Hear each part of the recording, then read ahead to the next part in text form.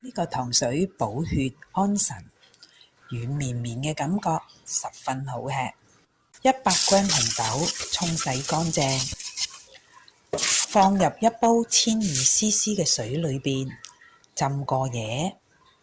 30g 蓮子，再浸2個鐘頭。2g 一塊桔子皮，蓋好大火煮滾。滾起後攪動一下，蓋好轉細火煮個半鐘頭。15g 乾百合，蓋好細火繼續煮半個鐘頭。